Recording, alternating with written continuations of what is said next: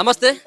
OU విద్యార్థులంతా కూడా వాళ్ళకి ఇచ్చినటువంటి నిరుద్యోగులకు ఇచ్చినటువంటి హామీలు ఏవైతే ఉన్నాయో ఆ హామీలు నెరవేర్చలేదు. ముఖ్యంగా జాబ్ క్యాలెండర్ ప్రకటించి ఇన్ని రోజులు అవుతున్నప్పటికీ ఇప్పటివరకు కూడా జాబ్ క్యాలెండర్ అమలు చేయకపోగా కనీసం నిరుద్యోగుల గురించి పట్టించుకున్నటువంటి పాపన లేదంటూ ఓయూ సంబంధించినటువంటి స్టూడెంట్స్ అంతా కూడా ఒక పక్కన జాబ్ క్యాలెండర్కి అస్థికలు అంటూ ఒక పక్కన వీళ్ళంతా కూడా ఒక వినూత్నమైనటువంటి రీతిలో వాళ్ళు నిరసన వ్యక్తం చేస్తూ ఉన్నటువంటి పరిస్థితి కనపడతా ఉంది. తెలంగాణ విద్యార్థి నిరుద్యోగ జేఏసీ తరఫున పెద్ద ఎత్తున కూడా వాళ్ళంతా కూడా అక్కడ ఉన్నటువంటి ఆ కుండ కనబడతా ఉన్నది. ఇక్కడ ఉన్నటువంటి తెలంగాణ విద్యార్థి నిరుద్యోగ జేఏసీకి సంబంధించినటువంటి ఒక ఫ్లెక్సీ కూడా కనబడతా ఉన్నది.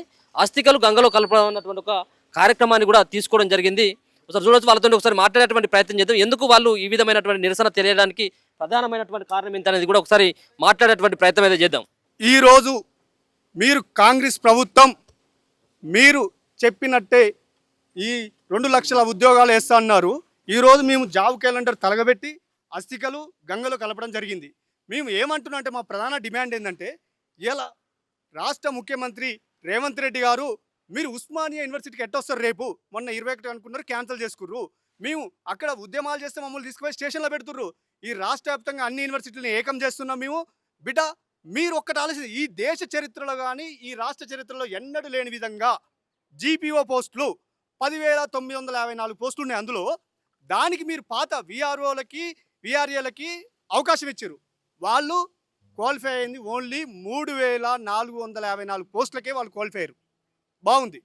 మళ్ళీ రెండోసారి క్వాలిఫై కాని వాళ్ళకి తీసుకొచ్చి మళ్ళీ వాళ్ళకి ఎట్లా అవకాశం ఇస్తారు? మీరు సిగ్గుందా? అంటే 30 మార్కులు రాని వాళ్ళని కూడా తీసుకొని వచ్చి మీరు అవకాశాలు కల్పించారు. ఇంకా రిమైనింగ్ 7,500 పోస్టులు ఖాళీ ఉన్నాయి జీపీఓలో. ఆ 7,500 పోస్టులకి కొత్త నిరుద్యోగులకు అవకాశం వేయండి. మీకు సోయిసోగా లేకపోతే మీకు ఏం అవగాహన ఉంది? కొత్త నిరుద్యోగులు ఎదురు చూస్తుర్రు. మీకు బుద్ధి లేదా? ఇవాళ రిమైనింగ్ పోస్టులకి 30 మార్కులు రాని తీసుకొని వచ్చి పెడితే వాడు ఏం చేస్తాడు? ఇంకోటి, ఈ దేశ చరిత్రలోని ఏ ప్రభుత్వం చేయనటువంటి విధంగా మీరు గ్రూప్ 1కి 2 హాల్ టికెట్లు ఇచ్చారు. అంటే ప్రిలిమ్స్కి ఒక హాల్ టికెట్, మెయిన్స్కి ఒక హాల్ టికెట్ ఇచ్చారు. సిగ్గుందా? ఈ దేశంలో ఎక్కడ లేదు ఇలాంటిది. మీరు ఎందుకు చేస్తున్నారు? మీకు నడిపిడ కావట్లే. అదేవిధంగా ఇవాళ విద్యాశాఖ మంత్రి లేడు. ఒక మంత్రిగా సీఎం హోదాలో ఉండి 60,000 అంటాడు, దుద్దుల శ్రీధర్బాబు ఉండి 70,000 అంటాడు, ఇంకోటి 80,000 అంటాడు. సిగ్గు లజ్జ మీకు ఉందా చెప్పడానికి? 2 లక్షలు కూడా ఇచ్చారని రా బాబు. తొక్కుతాం ఒక్కొక్కరిని చీరి చింత కడతాం మా నిరుద్యోగ విద్యార్థి జేఎస్తో పెట్టుకుంటే. అదేవిధంగా మీరు అవగాహన లేదు, సోయి లేదు, దద్దమ్మలారా. ఇలా రాష్ట్ర వ్యాప్తంగా ఉన్నటువంటి బడ్జెట్ ఎంత కేటాయించారు?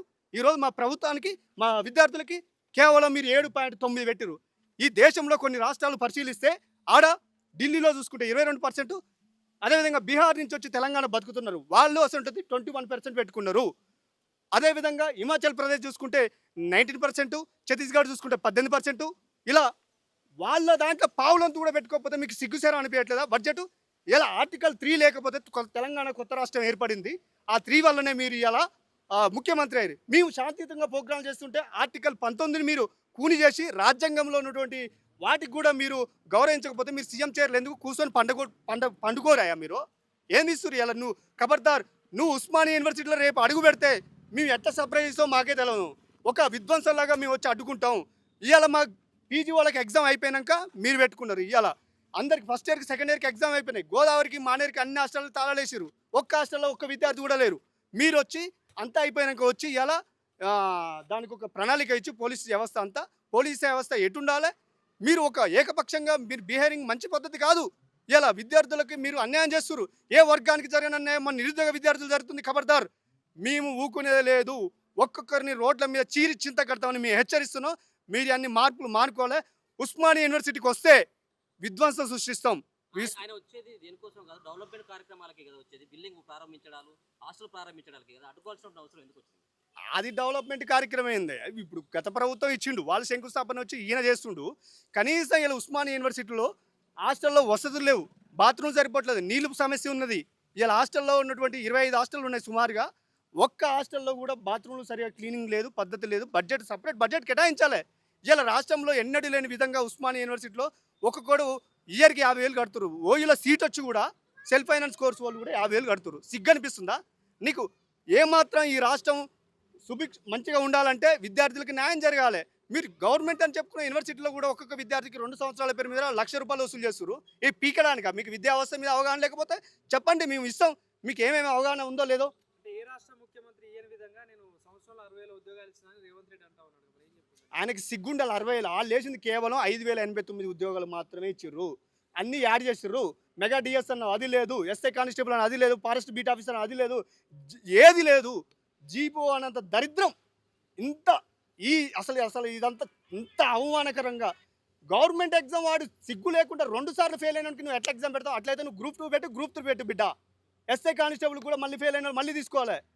అంటే పనికి రాని వాళ్ళని తీసుకొని వచ్చి మేము సబ్జెక్ట్ చదువుకొని ప్రిపరేషన్ అయ్యి సిద్ధంగా ఉండి ఈ రాజ్యాంగం ప్రతి ఒక్క సబ్జెక్ట్ మేము అవగాహన పెంచుకుంటే మాకు అవకాశాలు కలిపేకుంటే ఎవరికో దిక్కుమాలను ఇస్తారా?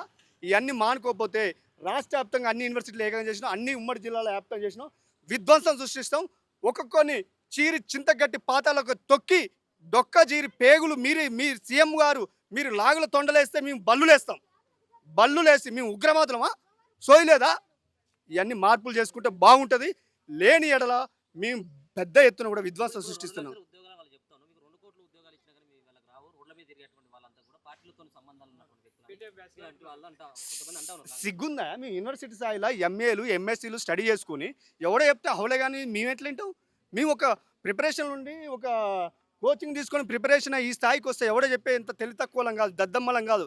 ఒక్కనికి కూడా ఎన్ని ప్రాజెక్టులు ఉంటుందో, విద్యావస్థ ఏంది, బడ్జెట్ ఏంది, ఈ రాష్ట్రం ఎటుపోతుంది, గందరగోళం అవుతుంది, విధ్వంసం నాశనం అవుతుంది, ఈ రాష్ట్రం అరగోసలు అవుతుంది, విద్యార్థి కన్నీరు పెడుతున్నారు, నిరుద్యోగులు చచ్చిపోయారు, మా విద్యార్థులు చచ్చిపోయారు ఫుడ్ పాయిజన్ కేసెస్లో.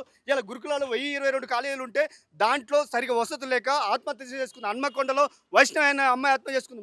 మొన్న సూర్యాపేట జిల్లాలో అమ్మాయి ఒక శ్రావణ అనే అమ్మాయి ఆత్మహత్య చేసుకుంది.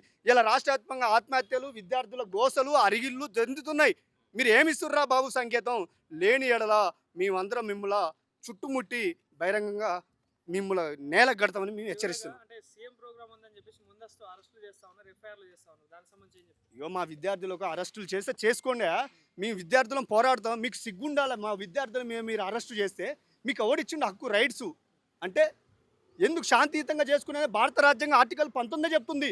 అరే సిగ్గులేని తద్దమ్మా, నువ్వు ఎట్లా చేస్తావు? అంటే రాజ్యాంగాన్ని గౌరవించడం నువ్వు సీఎం హోదాలో ఉండదు, ఎమ్మట్ల రాజీనామా చేయి బిడ్డ. అంటే సిగ్గుశరం లేదా మీకు?